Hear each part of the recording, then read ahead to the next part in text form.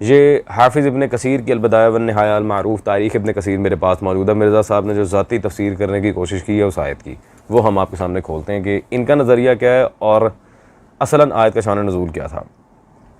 صفحہ نمبر 334 پر وہ حافظ ابو بکر خطیب بغداد کے لحاظ سے لکھتے ہیں کہ انہوں نے متعدد طریق کے ذریعے ابو ہریرہ کا قول نقل کیا کہ جس نے 18 ذی الحج کا روزہ رکھا اس کے لیے 7 ماہ کے روزے لکھ دیے جائیں گے، غدیر خم کا روزہ ہے۔ جب آپ صلی اللہ علیہ وسلم نے حضرت علی کا ہاتھ پکڑ کر فرمایا کیا میں مومنین کے لیے ان کی جانوں سے بڑھ کر نہیں ہوں، تو انہوں نے اس کے یا رسول اللہ صلی اللہ علیہ وسلم بے شک ایسا ہی ہے۔ پھر اس کے بعد اللہ کے رسول صلی اللہ علیہ وسلم نے فرمایا جو میرا محبوب ہے اس کا محبوب، یعنی کہ من کنت مولا فعلی علی المولا۔ اور اس پر حضرت عمر نے فرمایا اے علی آپ میرے تمام مسلمانوں کے محبوب بن گئے۔ اس موقع پر یہ آیت نازل ہوئی آج میں نے تمہارا دین مکمل کر دیا۔ اور ایک نہیں، ابن کثیر کہتے ہیں متعدد طریق ہیں۔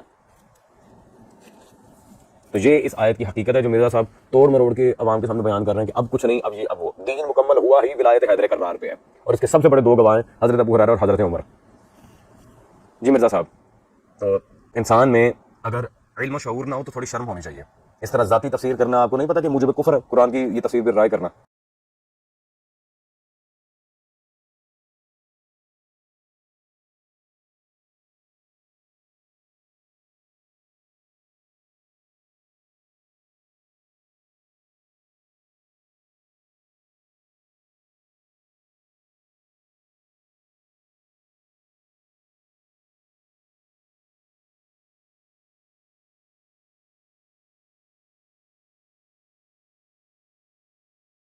ذہبی کا اب میزان کا جب متن میں آپ کے سامنے رکھوں گا تب یہ حضرت کی خیانت آپ کے سامنے واضح ہوگی۔ ابھی آپ کے سامنے کلیئر کیے دیتے ہیں میزان الاعتدال کی بالکل یہ آخری جلد میرے ہاتھ میں، اور اس میں صفحہ نمبر 284 پر جب سبت ابن جوزی کے لحاظ سے لکھا ہے تو یہاں پہ محی الدین سوسی کا وہی قول نقل کیا گیا۔ جی وہ کہتے ہیں کہ جب میرے دادا کو ابن جوزی کے پوتے یعنی کہ سبت ابن جوزی کے انتقال کی اطلاع ملی تو انہوں نے کہا اللہ تعالیٰ اس پر رحم نہ کرے، یہ رافضی تھا۔ یہ ذہبی نے قول نقل کیا ہے ان کا، محی الدین سوسی کا۔ آگے حافظ ذہبی تمام اقوال کو نقل کرنے کے بعد کیا کہہ رہے ہیں، امام ذہبی یعنی کہ میں کہتا ہوں یہ وعظ کرنے کا بڑا ماہر تھا اور حنفیہ کا مدرس تھا۔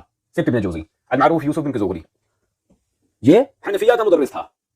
عزیزان محی الدین سوسی کا قول نقل کیا انہوں نے، لیکن ساتھ ہی ساتھ اسے حنفیہ کا مدرس بھی کہا ہے۔